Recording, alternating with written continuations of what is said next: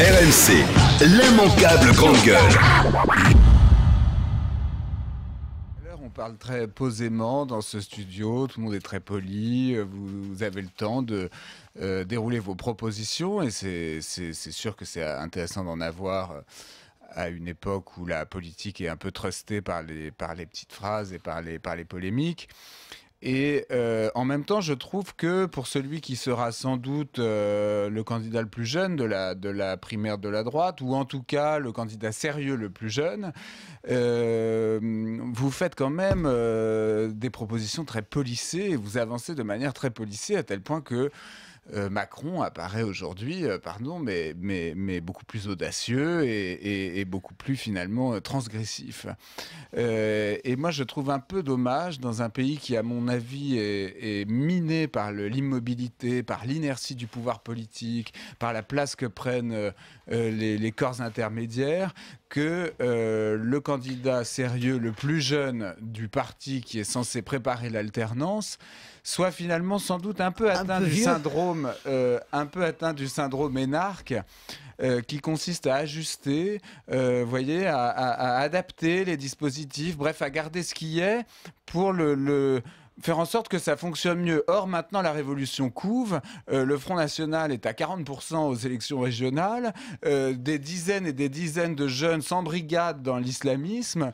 Je crois qu'il faudra quand même, à un moment donné, faire preuve sans doute d'un peu plus d'audace, mais peut-être que vous réservez ça pour les temps futurs.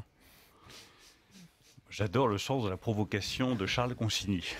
Pourquoi? Qu'est-ce au plafond. Qu'ai-je dit de provoquant? Mais moi, je partage totalement cette analyse sur la nécessité de l'audace et la transgression. Mais il y a la transgression dans les paroles et la transgression dans les actes. Et la transgression dans les actes, elle est beaucoup plus difficile que la transgression dans les paroles.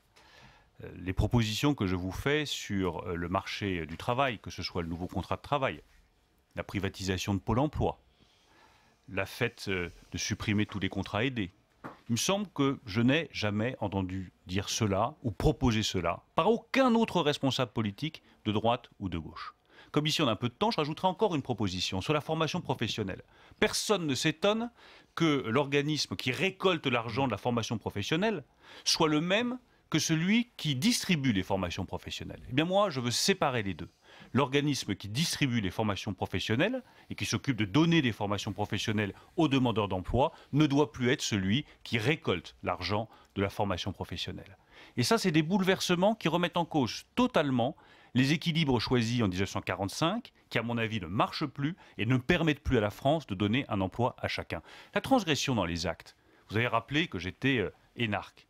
C'est vrai que ça fait partie des défauts qu'on peut me reprocher.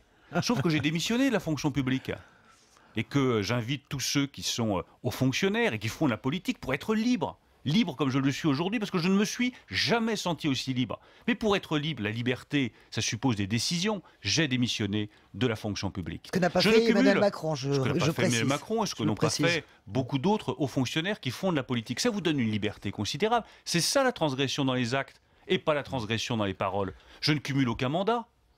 Quasiment tous mes coreligionnaires dans la vie politique sont en même temps que députés, soit président d'un conseil régional, président d'un conseil départemental. Laurent Wauquiez, par exemple. Choix. Je ne le critique pas. Mais ma transgression, c'est d'être uniquement et exclusivement député de la République et de ne cumuler aucun autre mandat. La transgression, c'est quand vous êtes responsable du département de l'Eure, en Normandie, un département auquel je suis viscéralement attaché.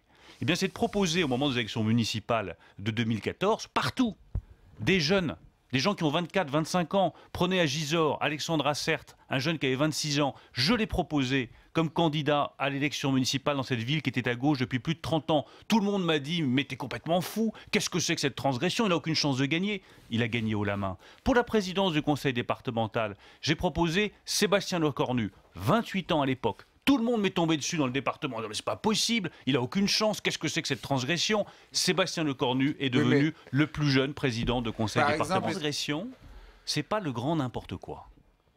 Je pense que toutes les propositions que je vous fais, elles sont au service d'une vision nouvelle de notre pays, dans laquelle on arrête d'avoir un pays sous la tutelle des pouvoirs publics et de l'administration pour rendre leur liberté et pour vous dire que c'est au service d'une vision de la société, d'une vision de la France. Et pas au service de tiens, je vais faire le buzz, je vais faire une transgression, on va parler de moi, ça m'intéresse pas, je veux construire une France nouvelle. RMC, 1, 2, 3, 4. l'immanquable grande gueule.